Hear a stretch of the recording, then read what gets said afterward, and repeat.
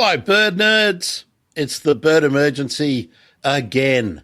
I'm Grant Williams, and today we're going to talk to a bird nerd podcaster, another new bird podcast. Well, there can never be enough, in my view.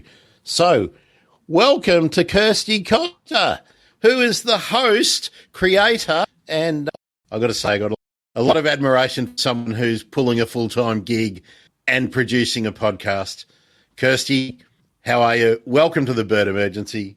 Hello, Grant. Yeah, look, I don't know whether it's respect or concern about someone who decides to do a podcast while working full-time, but yet here we are.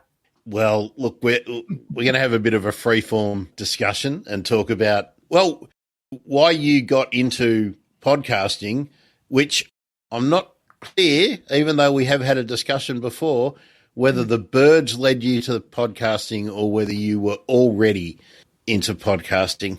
But let's start with what has got you into bird watching, because I know that you've become a new bird watcher. So let's hear that part of the story. I feel like as I've started to record my podcast, The Weekend Bird, that everyone has a similar story. I thought that was the case, but it turns out we've all got a slightly different way of arriving in bird nerd. For me, I grew up camping and I grew up in nature. My father was an entomologist, so he was an insect nerd, and my mum was a geography teacher. So I guess that I spent a lot of my childhood looking at nature, and I ended up becoming a bit of an environmentalist campaigner in my 20s, which led to a life of environmental education in my 30s and 40s. And so I've always had a real connection and appreciation of nature. And I've also got a really strong curiosity about the world, which I'm sure drives half of the people that I know mad, because I'm always asking questions about the world and about nature, and why is always my question. So that led me to where we are now, which is becoming a bit further down the rabbit warren of exploring the world of birds. But I guess I've been primed for this my whole life. In fact, my husband talks about joining the bird cult, the birdwatching cult. So it all led to this moment of joining the birdwatching cult. But that's sort of how I arrived here, through appreciating nature. And then I guess in 2020, I'm a big bushwalker, and I live down in the southeast of Melbourne. So I'm right near a beautiful wetland and a beautiful bit of the Port Phillip Bay, or Naarm.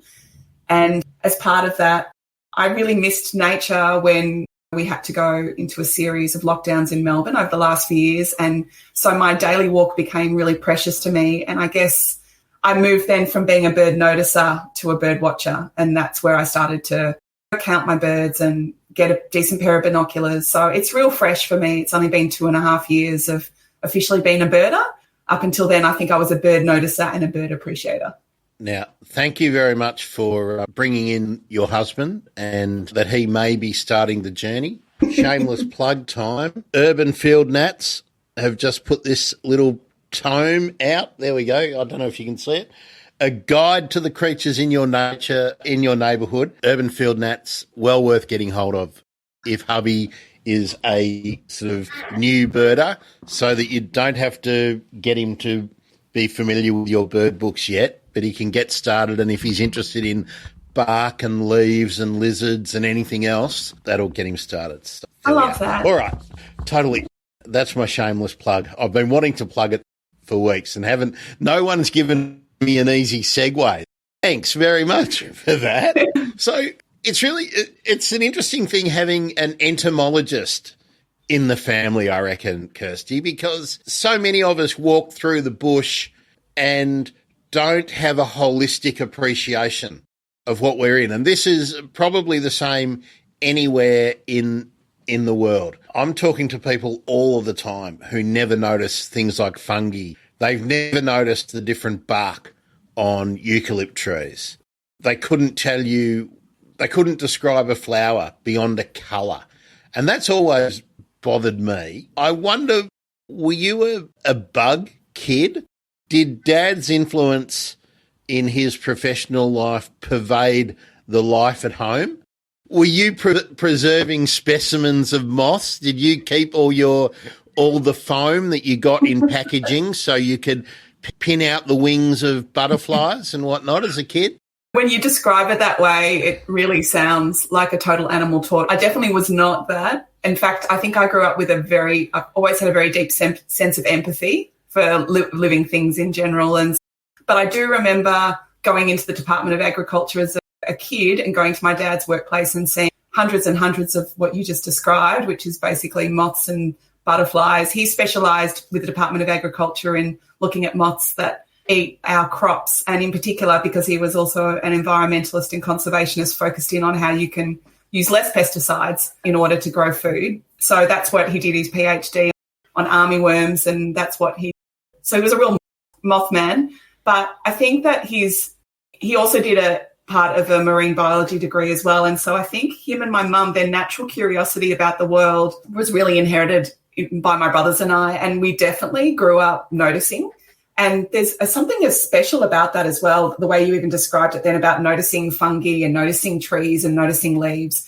Recently, in the lead up to launching my podcast, I interviewed a neuropsychologist who explained how birdwatching is mindfulness and how the noticing of nature is actually mindfulness practice. And there's all sorts of interesting stuff going on in our brains when we do it. But it's also a really good description of why so many of us feel so good after a birdwatch. In fact, a friend of mine recently said, I'm feeling a bit angry. I'm just going to go off to a birdwatch and I'll be back in half an hour, and calmed right down. So I guess that early, even though we weren't probably banging on about mindfulness when I was a kid, that was not even a word that was invented yet. I think the concept of it people have known for a long time, and that noticing and that slowing down and looking at nature 100% was my childhood. But I do remember having snails, a lot of snails in a margarine container. And I remember didn't we all do that?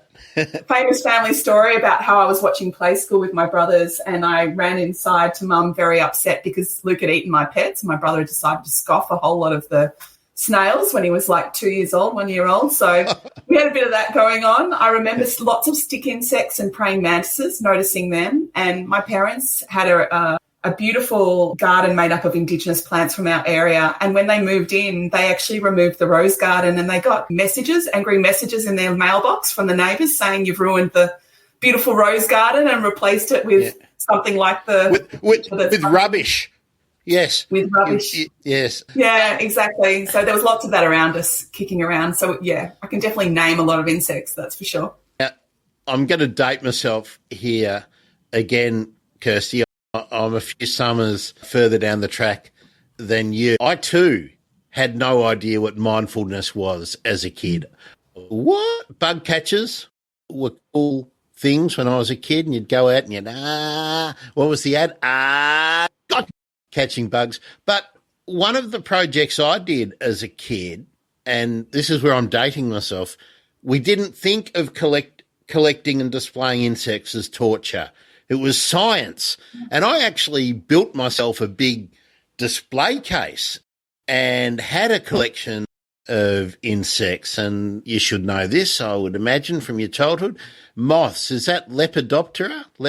Is that the order Lepidoptera for moths? Lepidoptera, yeah. So it's similar to the bogon moth. Yeah. It's the moths that basically they think get laid in fields rather than the moths that we know that grow in cocoons. I just wanted to be sure that I'd got it right, and I knew I wouldn't have to look it up. You would be able to tell me. But, beetles and whatnot. And the reason I poke fun at mindfulness is because I've always been that kid that noticed beetles and noticed that there weren't just one type of Christmas beetle.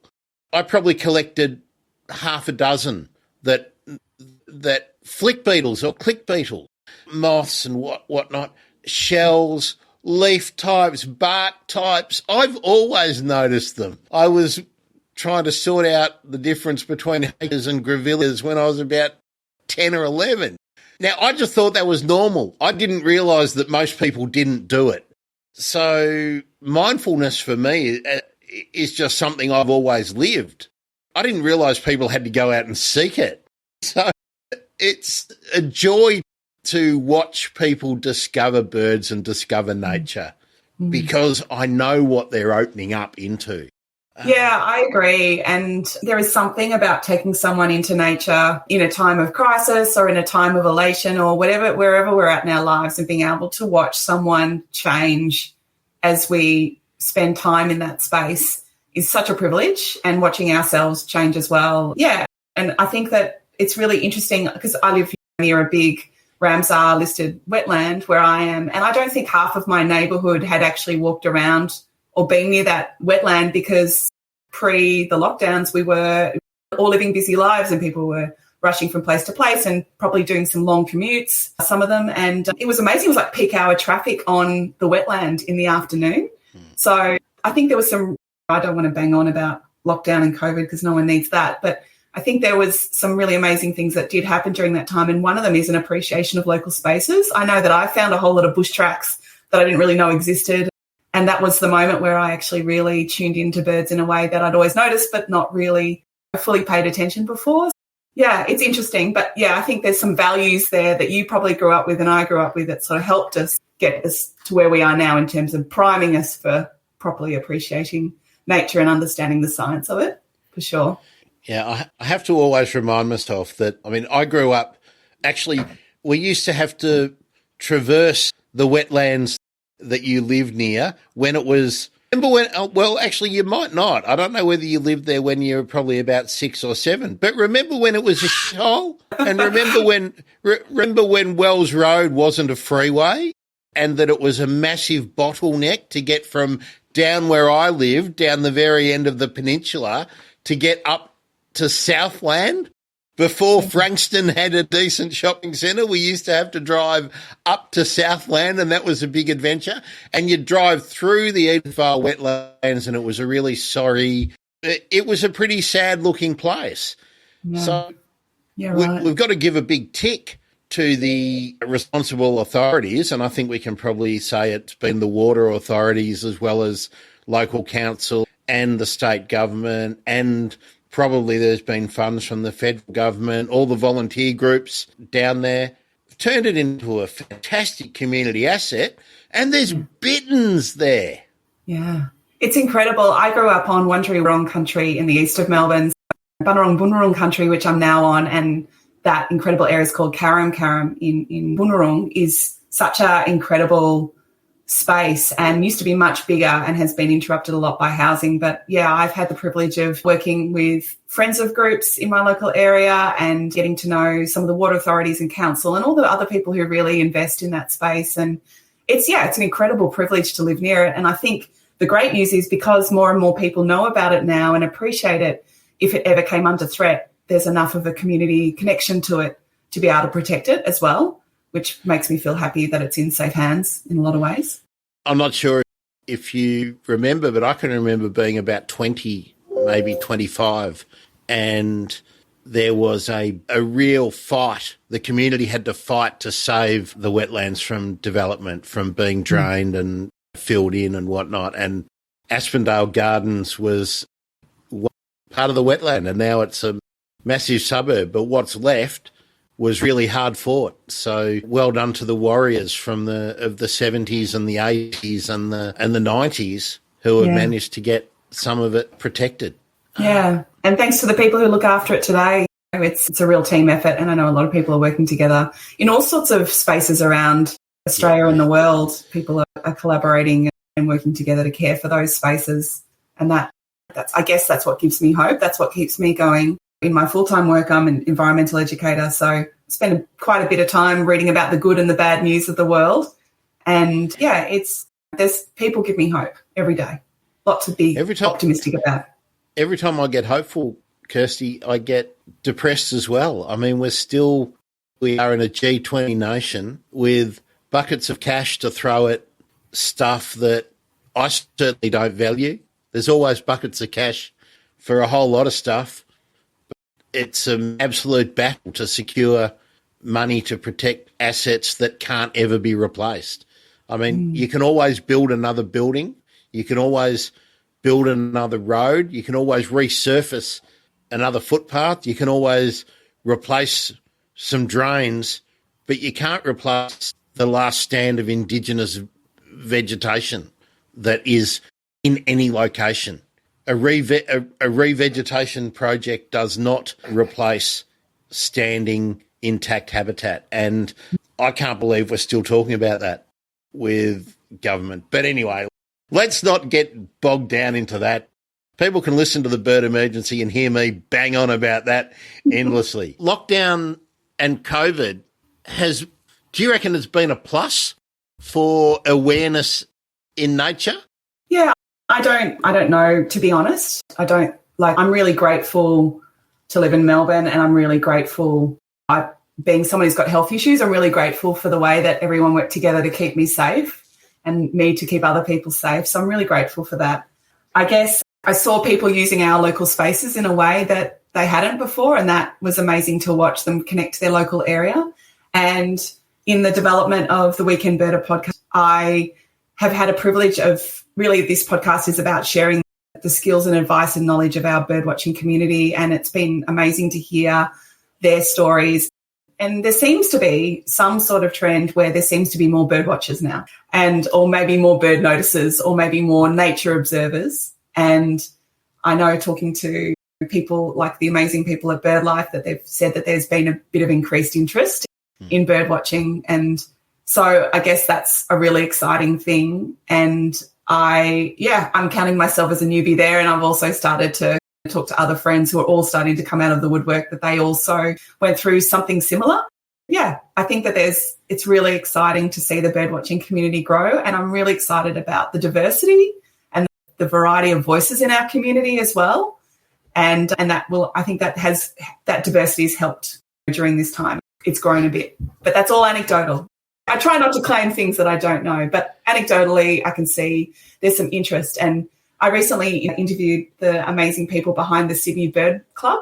Shout out to them. If you haven't seen them on Facebook or Twitter and you're in Sydney, check them out. And they're incredible. And they've just set up this very simple birdwatching club for Sydney, where everyone's welcome at any ability or any cultural background.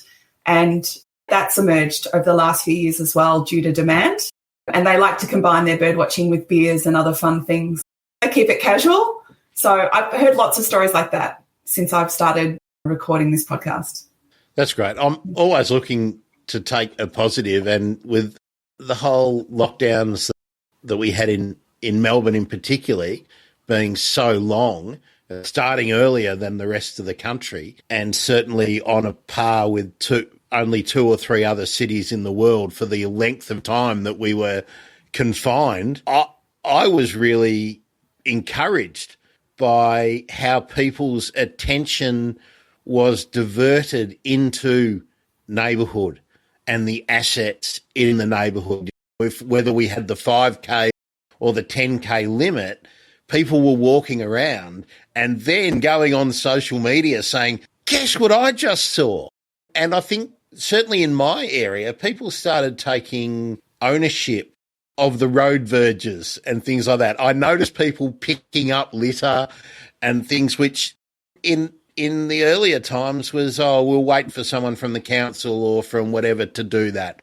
But no, people then were becoming proud of their community assets. And I think I hope, again, it's only anecdotal, no one's done a study on it, but they started appreciating the birds around them. And that's evident. Twitter tells me that every day now, that people, and with the technology we've got, taking a photo with their phone and then going, hey, bird Twitter, what's this? Yeah. I love it. I love people getting turned onto it. Yeah, me too. And I'm talking to someone who is helping to support the peregrine falcons that live at the top of Collins Street in Melbourne. And they've got 30,000 people in their Facebook group following along, and everyone's getting really excited that nests are being built and eggs are being laid, and interest has never been so high as it has over the last few years just around these birds of prey that live on the top of a city building. Yeah, there's a lot to be excited about, and there's a lot of really exciting things going on, a lot of excited people like me. And I'll just acknowledge, thanks for that Facebook love there, Katie Anderson, and Joan as well. Got a thumbs up on Facebook. Thank you. Can you remember the exact point? Was there an exact point or event where you stopped seeing birds and actually began watching birds? I'm sure you know what I mean.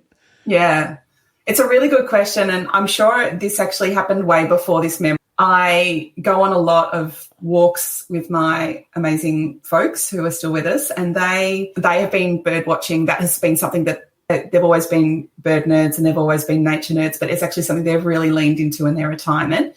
And as part of that, I got quite impatient. We'd be walking in the bush and I'd be like, come on, I want to keep up the pace. And of course, they were really slow, and slowly they got me noticing birds. And I guess the one that's most memorable is being in these wetlands. When I walk in the forest, one of my favourite things about being in a forest is I find it quite humbling. I like the fact that I'm surrounded by this incredible ecosystem that also goes on way after I leave. It existed before I lived, and it will hopefully live for much longer than after I die. And there's something very humbling about being in nature, whether it's standing on a beach or standing in a forest. And so often my experiences in nature are that, like, I'm in the awe of the ecosystem that I'm part of. When I went to my wetlands, there aren't as many trees. And so actually you start to scan the horizon more. And it was in 2020 where I saw Latham snipe for the first time in my wetland, although they've been there a long time in the local wetland. And I went home and I looked them up and went, what is this crazy bird that I just saw? And then I heard about their journey, flying all the way from Japan to Australia. And again, this is stuff that I have learnt in my job. This is stuff that I've been spoken to and taught by my parents, but that's when that penny dropped for me. And I think it was because I was in this amazing windswept landscape, but I wasn't being fully awed out by nature. That was that moment where I could really tune in. And that was probably the Latham snipe was the first bird that I really noticed, as in paid attention to, and had that moment where I'm like, holy cracker, I'm living next to this incredible ecosystem literally a block away. And there's so much I can learn about those birds. So I guess thank you, Latham snipe, for doing that. I went from, wow, that bird's real pretty, to, oh my goodness, this bird's incredible and it's flown such a long way and it's living in this wetland that's right near me. So that's probably a moment where things changed for me. And what was the point of time there? Was that alongside the sort of beginning of the lockdowns, or was this in 2018 or? Yeah, it was just before. So it was in February 2020. So I guess that was that moment where I got really curious. And I brought back a couple of bird nerds in my life, and they absolutely lost it. I went, oh my God, it's Latham snipes and they're so clear and we can see them. I'm like, oh, actually, this is a big deal. Okay, yeah. I get it now. Tell me a bit about, because I love snipe and they're so difficult to see clearly, as your friends would have said. Yeah. Did you flush them, or did you come across them and they were just going about their business on the fringes of the water?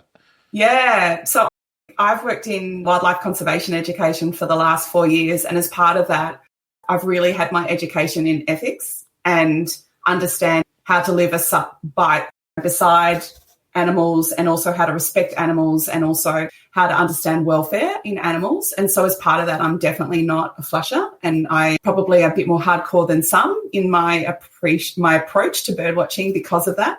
But I know they are just sitting on their nests. So it's very viewable. I won't say where, obviously, because we want to make sure we protect our bird friends a little bit, but they're definitely living in those wetlands and you can see them from a path. So they're just hanging out. And I have to clarify about flushing. The times that I've seen snipe have been when I'm walking somewhere and they've just got bang, like quail. I've almost stepped on them, had no idea they were there. I'm walking somewhere, and bang, out they go. Yeah. So you can tell I'm a newbie. I'm still even learning what that means. So thank you for the clarification. Yeah. Still learning, got my training wheels on. Yeah. That's a really good point that you bring up. I mean, it's something I cover a lot about ethics particularly with photography on my show, that there's just no need, especially with the equipment we've got nowadays. You can get close to birds without being close to birds. You don't have to be on top of them. You don't need to be chasing them down. You don't need to be upsetting them. You don't need to be a negative influence in their life to get a good look at a bird. Yeah. It's so great you bring that up, Grant. As part of creating this podcast, I've been talking to some of the most incredible minds, I think, in the birdwatching community, and, speaking to BirdLife about their guidelines, and speaking to photographers who have got really good ethical guidelines on their website as well. Something that's made me really think about is how do you keep yourself in check and other people in check. So something that I was doing really early on when I was bird watching is I had the calls quite loud because I was trying to do that matchy thing where you're like, right, is that especially when you first started out and every little brown bird looks the same, and one of the only ways you might be able to identify them is by their call. So it's been cool to think about that and learn from that and be accountable. And so I've been turning my calls right down only so I can just gently hear them or just becoming familiar with them before I go out bird watching. And I've realised there are some practices that I've done that actually, especially as a beginner bird watcher, I haven't really thought it through properly. I've just been so hooked on the curiosity and you become quite determined to want to know what that bird is, especially when you start out, and it's really hard when you first start out. Yeah, just keeping myself accountable now a bit more. So it's been really useful to hear that and to think about where do I draw the line personally. But yeah, the snipes, amazing. Can I be a bit of a smart ass now? I don't think you ever need permission from that. I'm a long-time listener, first-time caller, Grant. Okay.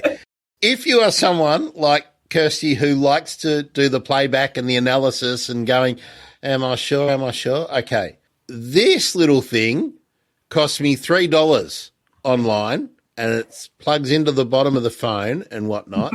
And these things have a thing, and on the end of the thing, there's a thing, and it plugs into the thing. Hang on, come back here. And then this here, the thing, plugs into the thing.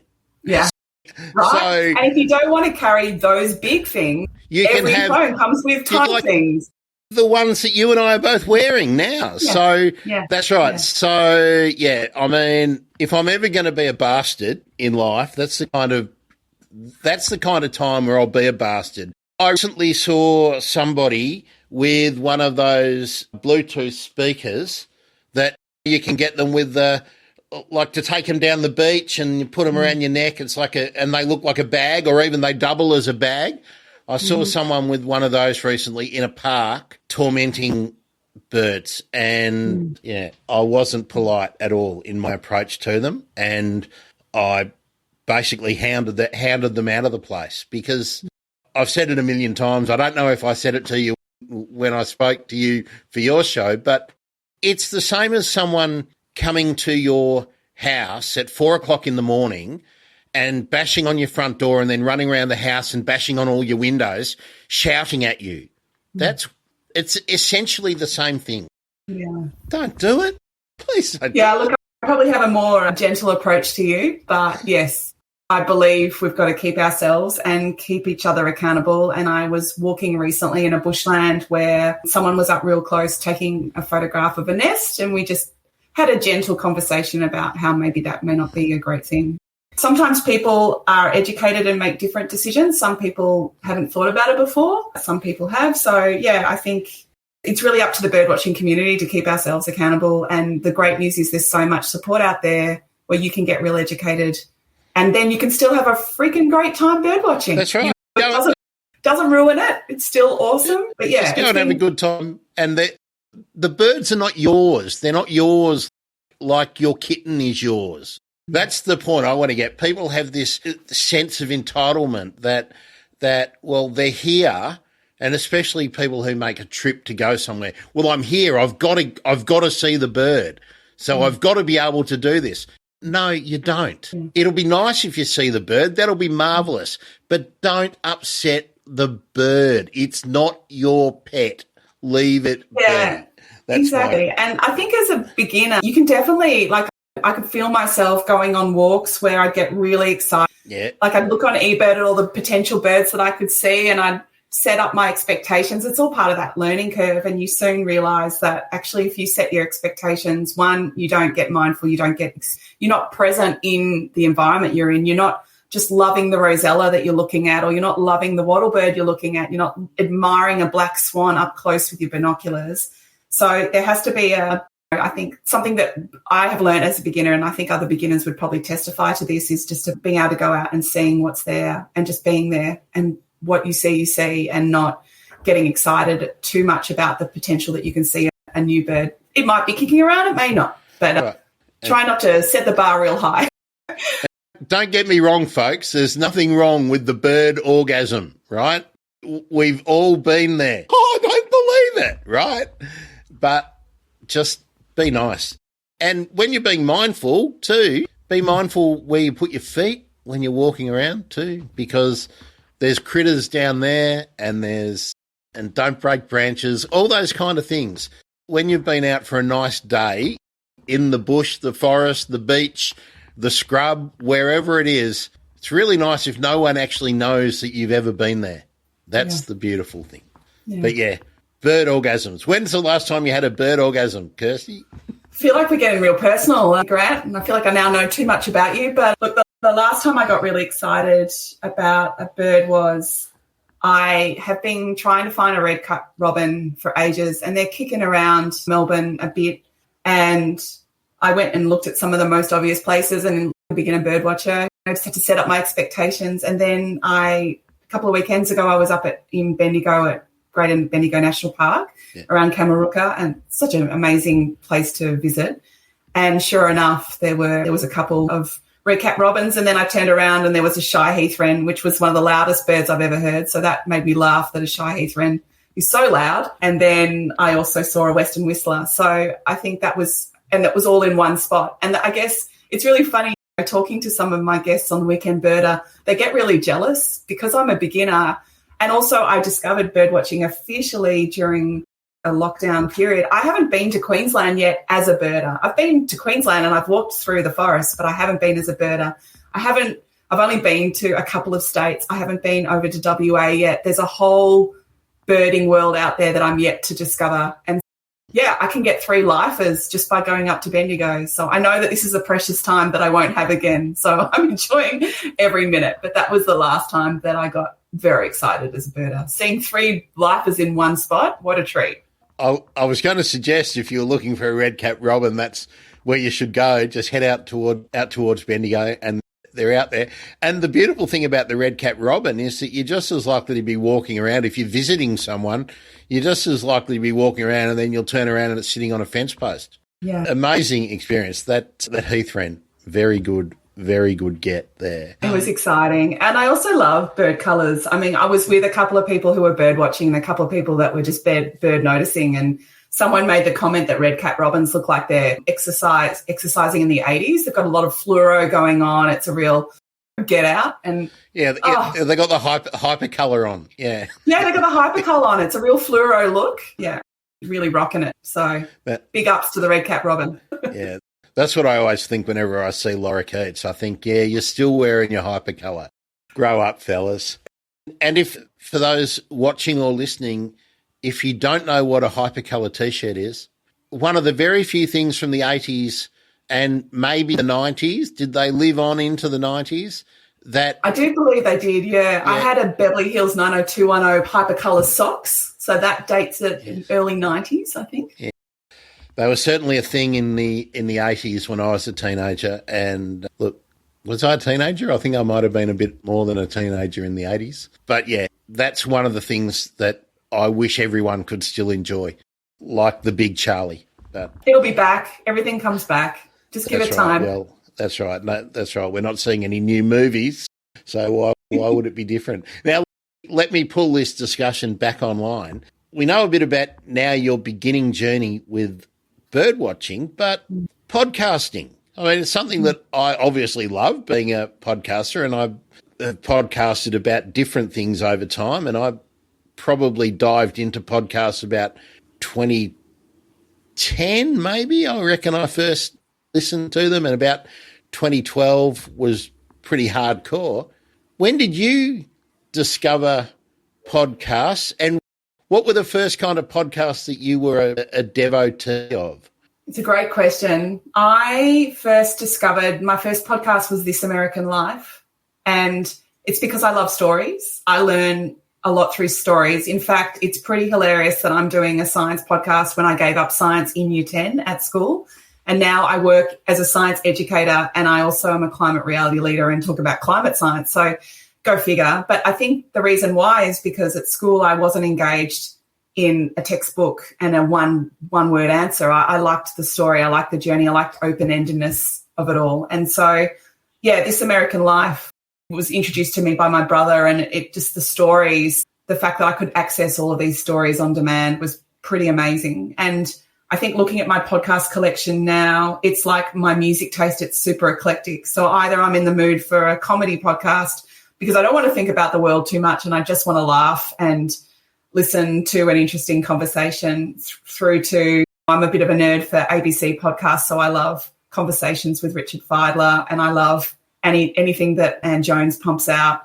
So I've become a bit of a nerd that way as well. And I also have a couple of favourite podcast guests that I like who do the podcast circuit. So I'll have a little search for them and listen to them as well.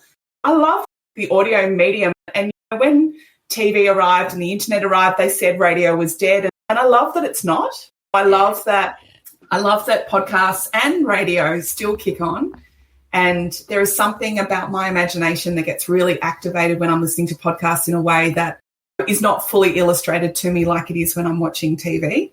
Yeah, I'm become a real podcast nerd and I like that medium. And part of the Weekend Birder is to make it really short and bite-sized pieces because when you are learning, as part of being a trained teacher, I know all about metacognition and cognitive load and how there's only so much information we can store at once. And it's fine when you're a bit of a pro or you've heard a bit of it before, but when you're really learning off fresh, it's sort of 15 to 20 minutes is probably the maximum that your brain can handle. So it's been interesting thinking about all the different formats and different podcasts, but I really like this podcast and I'm not saying that to be a suck. I do love bird podcasts like yours, Grant, and I really appreciate the time and the effort and the energy. Never have I appreciated that since doing my own, of how much work goes into a podcast. You just don't grab a mic and go, everyone. Not that I thought that I was going to be that way, but yeah. Anyone who has a podcast gets my respect because it's a labour of love and often not a paid labour of love as well. Yeah, and, someone who at one stage I was producing 6 podcasts at a time, and the stats tell you, the wonderful Daniel J. Lewis, with his research into all the podcasts of the world over many years, most podcasts don't make it past 7 episodes. Mm. If you make it past 7, you can probably call yourself a podcaster, but you don't actually have an alive podcast really until you've got to about 50. And virtually very few podcasts make it to 100. Mm. It's a lot less work now than it was. There's tools out there now that make a lot of the tasks that you have to do easier, but that has pros and cons because there's an awful lot of shit podcasts, which I don't mind because if people are listening to shit podcasts and then they find a good one, they stay with the good one, but that sort of leads me to discovering podcasts. How do you find new podcasts? What are the methods? And are there any tools or platforms or whatever that you use to find new podcasts? Great question. Word of mouth for me is always the win. So I'm always asking people, what should I listen to? It's always like the, what have you been listening to? What are you watching? What have you seen? Sort of conversation you have over dinner and lunch with mates. Word of mouth's huge. As I said, I'm a huge supporter of the ABC and I consume a lot of ABC content. And so I have a couple of ABC newsletters that I'm subscribed to, which kind of keep me in the loop of that as well. And Twitter is a really fantastic resource. I also am part of a couple of really amazing Facebook groups for birdwatching. If you aren't that and you are a birdwatcher and you are on Facebook, have a look. There's some really active, dynamic, amazing communities on Facebook and they share their stuff as well. So that's been amazing. And then sometimes it's Googling. I Googled recently a bird species that I didn't know much about and then I found a podcast through that. So, it's been all a bit serendipitous, but you're right. There's so many amazing podcasts out there and I'm so glad for that because we all have different tastes and needs and it's just great that it's not homogenized. So I like the power of that. Yeah. It's the thing I've always loved about podcasts is that you can be going through and say you do want to find something about, I don't know, gemstone fossicking. Well, there might be 50 podcasts and you know that out of the 50, 45 of them are not going to appeal to you, but you'll find 5 that you reckon are fantastic. And then maybe you were following a guest around. There's guests that you like or personalities that you like. You can check them out on all the podcasts. I mean, it's very much like why YouTube is successful too. I think that you can, what is it? Know and trust. You can know and trust the people that you follow, or you can poke fun at them. But that's always a lot of fun too. I just am really grateful of living in 2022 where little old Kirsty Costa can start her own podcast. And I have an education and a communications background, so I've got a little leg up in terms of how I can run it. But I'm a believer in visibility of people and of active citizen voice. And there are definitely some dark parts to all of this, but I do love that people can be visible. And I mean, I've been so privileged to start recording this podcast because I get to talk to the most incredible people and they say yes, and then I can share their knowledge and their stories and their skills with people. I mean, what a privilege that is, and how incredible that we have the tech that allows us to do that. That for me is mind-blowing. I mean, it's a totally different reality to 10 years ago in a lot of ways. I was talking to a friend today about the evolution of the phone and how if someone had told me 15 years ago that you'd be able to carry around the internet and a camera and everything else in your pocket, I'd be like, not a thing. Yep, thanks very much. But, here we are. I'm very grateful that we can all have a voice and that many people can add to a dialogue that isn't just dominated by one set of media. That's really amazing that people can have their voice and they can make choices about who they want to listen to. What a treat. What a world to live in my mind. Again, dating myself, Kirsty, but I was trying to produce podcasts, or even before I knew how to do podcasts, but when having 512 megabytes of storage was an absolute luxury, right? That was like, oh my God, I've got a 30 megabyte file. That's massive. And look at what we can do now. It's just stunning. I mean, I've got these little 4 terabyte drives just sitting on my desk. That would have, Melbourne Uni would have been paying $500,000 for that capacity. It's amazing. It's amazing. Yeah, accessibility. What a game changer. Yeah. It's great. So tell me about becoming the decision to start a podcast. Did you suffer from that well-worn phrase, the imposter syndrome? Did you about it for a long time before you actually leapt in and recorded something?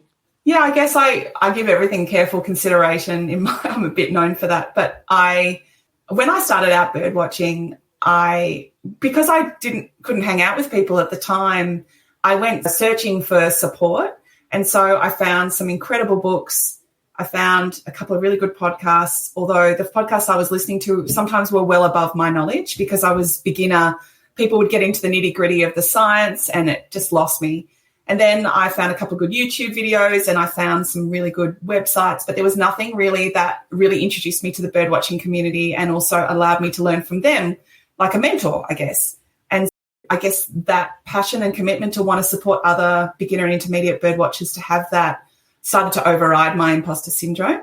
And I've been lucky to do quite a bit of leadership training in my life. And so once I can see that there's a need for something, then I can push forward and do it.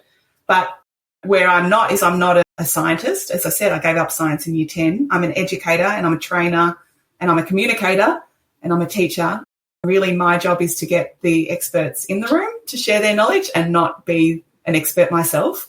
And so I know that in the incredible birdwatching community, people can get really involved in the science and the correct science, and I really appreciate that. So I've mentally prepared myself for the fact that when I start to release my podcast, some of my experts may not share correct science, and I'm sure everyone on social media will let us know what the science is.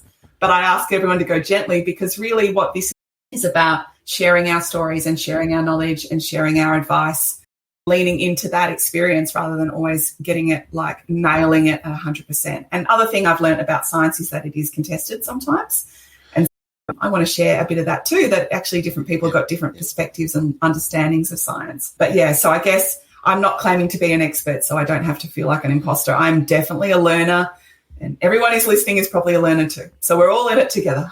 We're relying on our guests to help us out.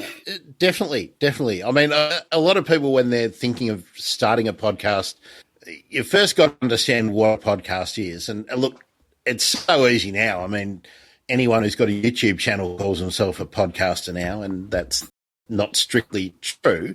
And there's different things that appeal to the visual side of what we do and to just the plain audio side. But people obsess over gear and do I have a good enough computer and all that? And look, if you got a phone, do it. Just talk into it. If you got something to say it. And true in our field, and I can lay claim to being an applied scientist, but I'm by no means an expert. But yeah, in all of this field, you can find a research paper that's been published to support what you want to support. And that leads to discussion, which is, what I would think from my point of view, that's what getting into this field is about. Promoting discussion, prodding, getting some opinion and making people think. You're nicer in style than me, Kirsty. That's that. School teacher, Grant. So if I had your style, it probably wouldn't have lasted very long in my career. What have you learned about yourself by having to actually think about producing podcasts? Because good podcasts, you have to think about what you're going to say and you're going to think about how you lead your guest or your other contributors to what they're going to say. So you've had a really good background as a communicator already, and obviously communicating with little people as well as older people. So you're highly skilled in this field already. But has the intimacy of audio delivery as a podcaster taught you anything about yourself? Yeah, a lot. Hey, I think when you start any creative project, and I'm sure anyone who's listening who's an artist or a writer or anything where you have to put a bit of your own self into it, you become very aware of your values. So something that I have been reminded of is how awe and wonderment is one of the things that I really value, and same with curiosity. And so the questions that I ask my guests are often around awe and wonder and curious moments.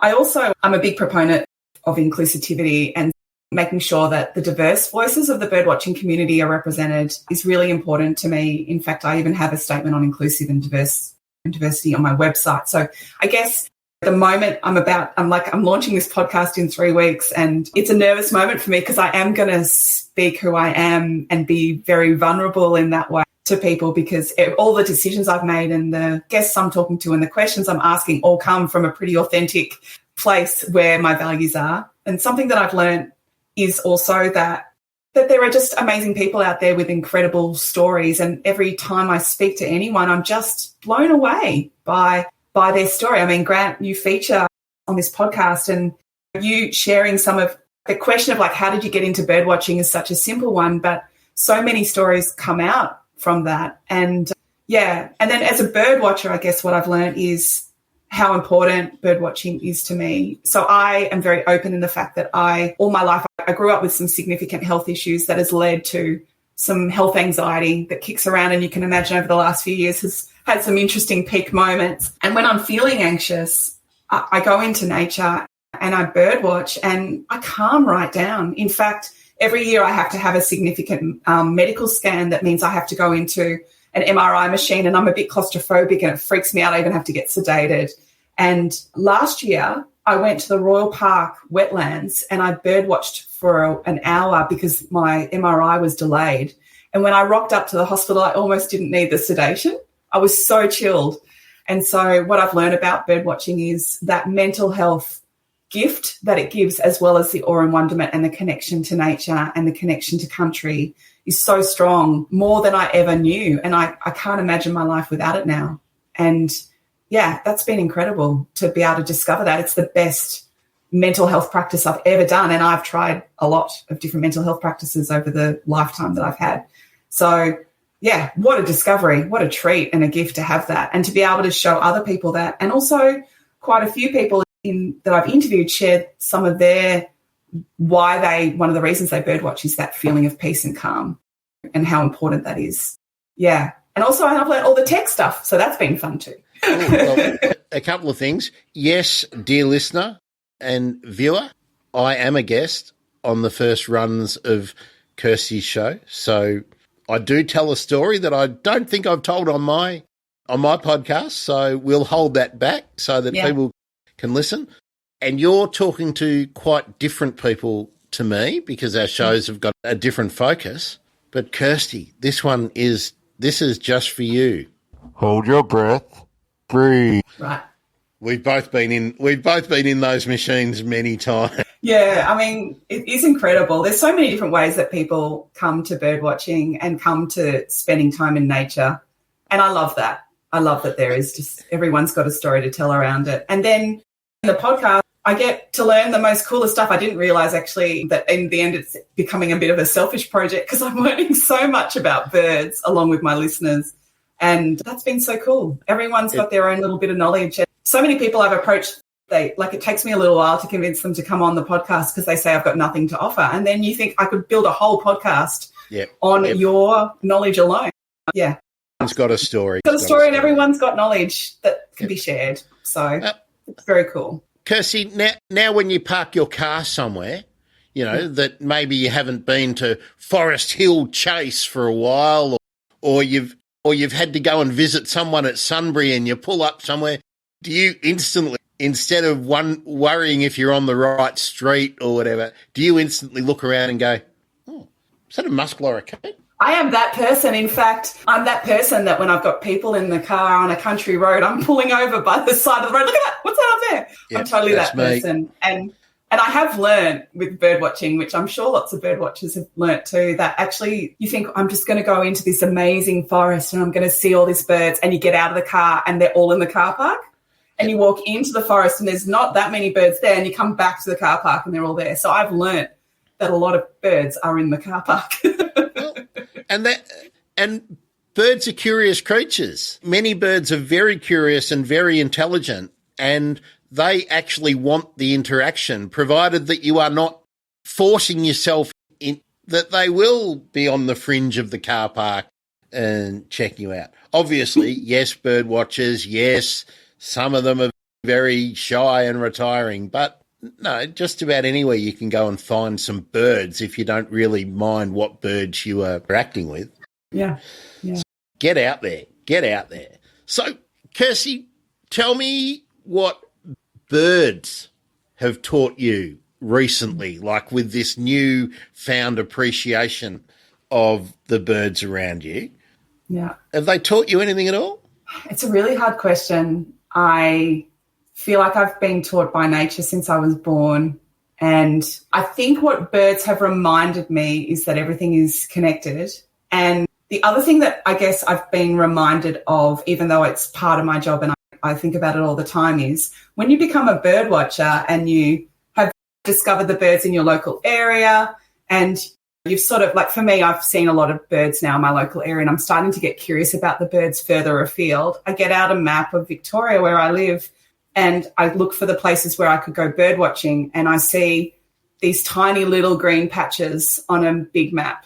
And I think not only have birds reminded me about how everything's interconnected, they've also reminded me that there's no surprise there's a whole lot of them there, because it's a concentrated area where there's actually still some remnant bushland or still some remnant mallee, or there's an ecosystem that they can thrive in. And talking to some urban ecologists, I've been delightfully surprised to hear about how some birds do really well to thrive alongside people in our urban areas, and we see them every day. And I'm really grateful for that. And also I look on that map and there's not that much green where there should have been green. So I guess bird watching has again tuned me into how important conservation is, how important protecting wildlife and protecting habitats is, because when you become a bird watcher and you start to think about where to go, actually your choices are limited because of what we've done and what we can do to revegetate and rehabilitate the land and do better care for country. So, yeah, I guess that's what bird watching has reminded me of and continues to teach me about, which is how precious these ecosystems are and how amazing these birds are. And, and also I love that birds have got lots of different personalities. I love that. They've all got a different way of communicating. They've all got a different way of behaving. They are their own individuals. And even that you can see, like, people have this maybe homogenized version of what a magpie looks at. But when you start to look at magpies, you start to realise actually that they all look a little bit different. That concept of not just a group but an individual, I love that as well. And it's made me really appreciate animals in a different way, that they're not just magpies, they're all individual magpies all hanging out together. Everyone's got their own funky personality and they're all talking to each other in a different way. And, yeah, So that's been good too. So lots of lessons. 3 of our black and white birds have got amazingly big personalities. Magpies have got big personalities if you watch them. Willy wagtails have got very big personalities. Yeah. And the magpie lark / mudlark / peewee, they have got very big personalities too. Yeah. If you take the time to look at them and watch them rather than go, oh, a bird. Oh, look at that bird. I'm always amazed when I see people who will see even a gull, a silver gull, and they don't actually know it's a gull. They go, oh, look at the birds. And because it's such a ubiquitous species, I'm thinking, how have you gone through 30 or 40 years of your life and you don't know that's a gull? But that's just me, I guess. Kirsty, I'm going to ask you a really hard question. What's your favourite bird? Have you got to that stage yet where you have a favourite? Oh, it's like trying to choose your favourite child, right? It's not an easy thing. At the moment, I have got the golden whistler as my ringtone. And when I go out into the habitats around my house, I can hear them because my ear is now so tuned to both the melody and the pitch that they sing. And they're beautiful, bright yellow feathers on the male and the beautiful soft brown on the female. And, yeah, I have a real appreciation for the golden whistler. I also had a chance to visit the Western Treatment Plant, which is the bird mecca of Melbourne, and seeing brolgas for the first time will always be imprinted on my memory. I think a lot of people have had that experience too. Everyone talks about their first brolga. So from the little birds to the big birds, that's freaking amazing to see brolga, and I'm really grateful for that amazing habitat that they get to live in. So they're 2 of my favourites at the moment. But I have some family connections. So my grandfather was a mad Collingwood football supporter, and Collingwood Football Club have the Magpies as their emblem. And when I was... Sorry, you go. Floriat Pica as the club sort of saying, or what is it, motto, fear the magpie. There we are. I feel like magpies are some of the most misunderstood birds in now Australian society, especially when they're nesting. And I just love them, and my grandfather loved them too as part of his love for his footy team, but also his love of nature. And I guess, look, I was destined to become a bird watcher because when my other grandfather passed away, he left to me his pair of binoculars and his What Bird Is That book. And that was Neville quite years ago now. Pardon? Neville Cayley, what a book. What a book. And in it is my grandfather's podiatrist card and a very well-bent page on the spotted pardalote. So I guess when I think of my family, I think of the magpie for my papa and the spotted pardalote for my grandfather, and, you know, what 2 incredible birds. So, yeah, I could go on all day. We could have a full podcast on the birds that Kirsty loves. There's some meaningful ones for me, and then there's some ones that just fascinate me as well. Well, we could have a whole podcast on your favourite bird book stories too.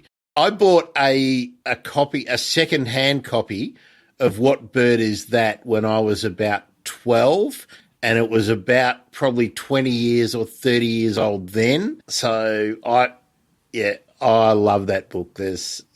Beautiful.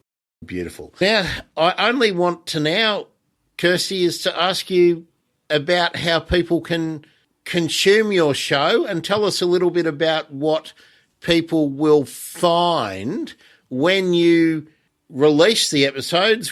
What day are you putting the first lot out? The first lot is coming out in mid-September, so stay tuned. I'm just finishing off a few things now to get them ready. It's basically sharing the knowledge and stories, advice of the birdwatching community. And in it, I talk to lots of different people. So I talk to people who are urban ecologists and ornithologists and total experts in birds, through to the people who look after a local bushland reserve, or people who are artists who are really inspired by birds, who give us their advice on how to notice birds and their feathers and their beaks. And, yeah, as I said, a neuropsychologist explaining the mindfulness of bird watching, but also some real basics like how to use a pair of binoculars, how to listen for bird calls, how to use eBird, how to read a bird book, some of the real basics, what to pack when you're going out in the bush, that sort of thing as well. And I'm joined by the lovely Georgia Angus, who wrote a great book called 100 Australian Birds, released in 2020. Yes. And she's going to share with us some of the excerpts from her really delightful book along the podcast as well to help us get really educated about birds. So, yeah, it's a really fun ride. And I think I've had 35 guests say yes. So it's going to go for a while. We'll definitely push past the initial 9 podcast rule. What did you say it was, Grant? 7. Well, 7? Yeah. I think when we spoke, you'd already cracked 7. Are you at the point where you can drop some names? Yeah. Besides Georgia, we're going to speak to Alex Maisie, who is part of the Sherbrooke Lyrebird Study Group and an incredible knowledge about superb lyrebirds. We're going to talk to, of course, being put on my spot, I can't remember any of the names. Talk to Victor Hurley, who's our peregrine falcon expert. We're going to talk to the amazing Peter Murphy, who is part of BirdLife. Leads the BirdLife Mornington Peninsula group and also is part of the Friends of Edith Vale and Seaford Wetlands. And then we're talking to incredible urban ecologists as well. So it's a real treat. Big shout out to Ricky Coughlin as well, who's our little brown birds expert up in Sydney.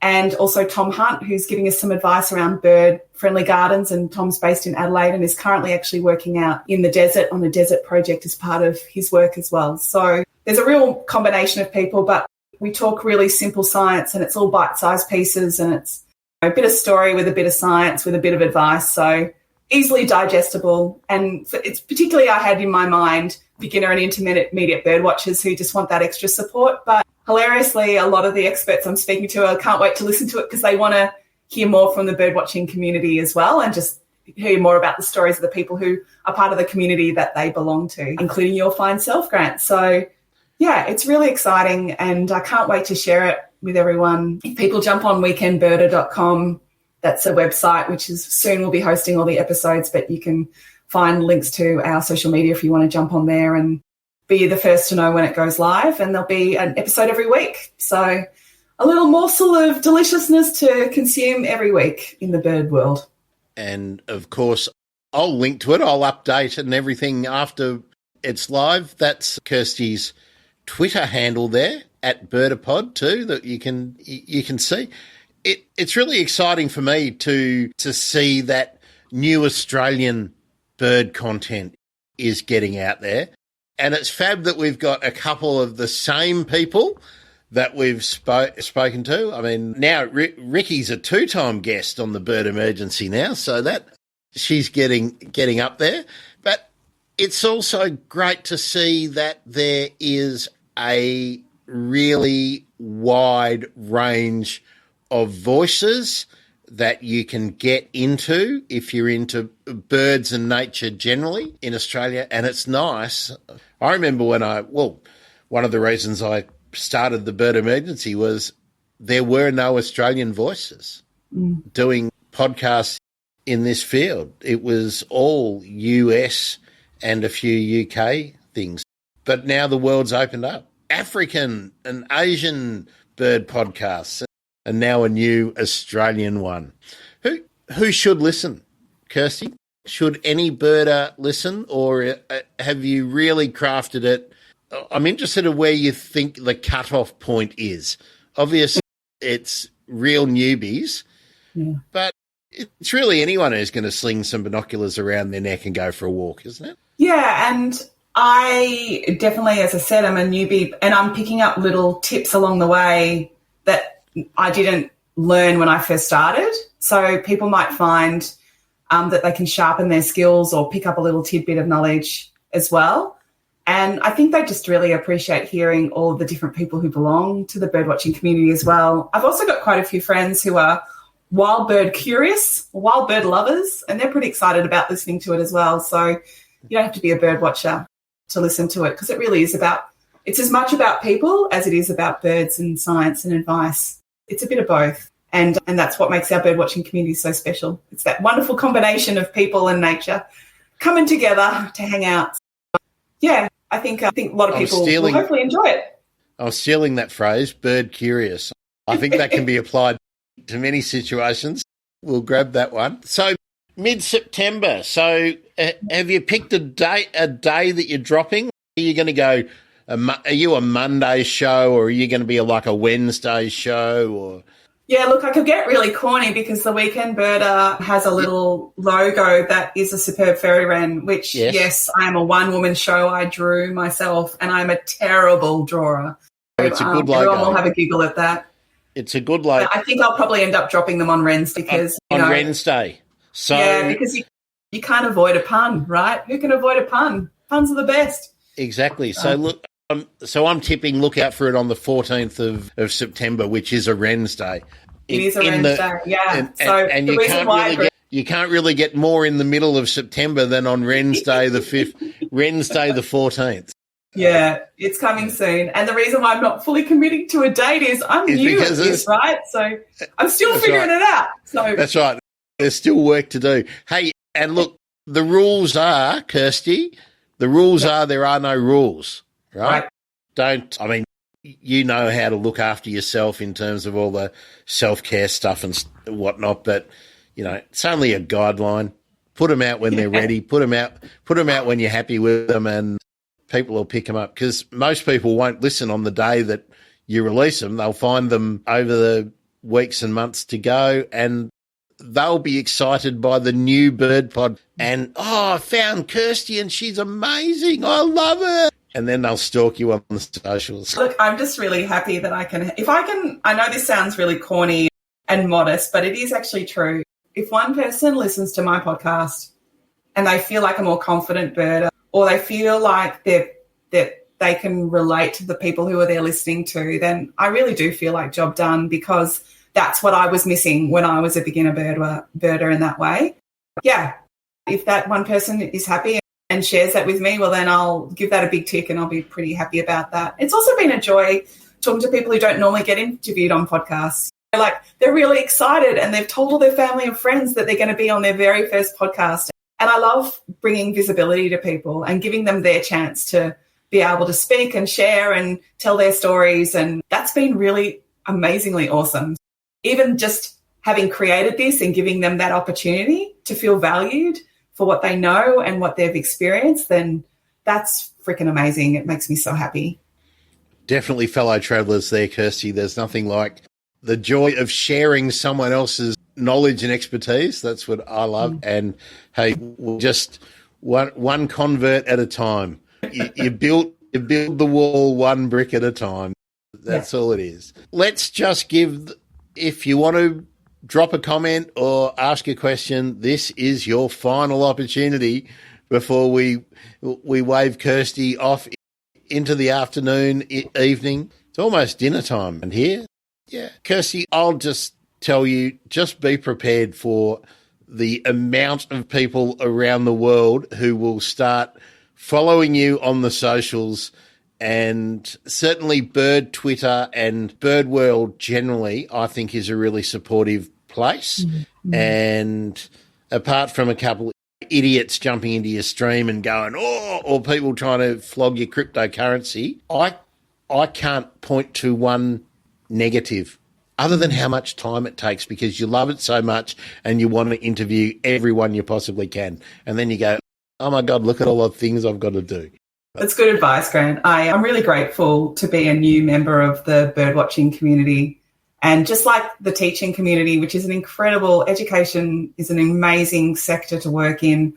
Wildlife conservation sector is full of incredible humans. I stumbled upon this community and it's full of incredible humans too. So I look forward to chatting with people and sharing people's stories and hearing from people online. And, yeah, I'm just really looking forward to being able to talk more birdie stuff. So, yeah, bring it on. There we are. Thanks, Katie. Look at that, listening from Lake Erie in Pennsylvania. How's the pollution in Lake Erie at the moment, Katie? And are the loons active at the moment? That's my big question for you. If you've got a minute, just let us know. There's a loon episode I did that's in the YouTube, but I haven't dropped it out into the pod feed yet. But how cool are loons? Thanks, Katie. It's so exciting meeting you, and, yeah, big love to all our friends in the US. Yeah, it's a beautiful thing. Oh, here we go. See, I always say something that gets me in trouble and I get pulled up. Yeah, I'm glad that the lakes are clean. I'm very about that, and it's good. So, yeah, great. Good on you for being involved and taking part, Katie, and hopefully we'll see you out there in the socials or on another show. And subscribe to the Weekend Birder, because birdwatching all around the world, we might talk about different birds, but there's an equivalent bird everywhere in the world, and the methodology and the joy of birdwatching is the same everywhere, I would venture to say. Kirsty Costa, thanks for being a volunteer in the bird emergency, the fight to turn everyone into bird lovers. I'm sure you will be doing great. There we are. Loons. The loons aren't there yet. There we are. Thanks, Katie. Thanks, Kirsty. I can't wait to hear the fruits of your labour, and I'm sure that it will be racing up the podcast charts, racing up the new entries. Number 9 with a bullet in the first week in the podcast charts. You're going to get all that. Sorry, I will warn you about something. You are going to get, as soon as you publish an episode, you are going to get so much spam of people offering to help you with your podcast. It's going to be amazing. Good. Thanks for having me, Grant. Thanks to the Bird Emergency and the really important, amazing episodes that you've got, which has inspired me to target a different group of people. And many thanks to everyone who's loving and talking about birds out there. So good. Bloody fantastic. Bloody fantastic. Okay, Kirsty Costa, Weekend Birder. Don't miss that podcast. I'm Grant Williams. This has been the Bird Emergency yet again. See you next time, bird nerds. Bye.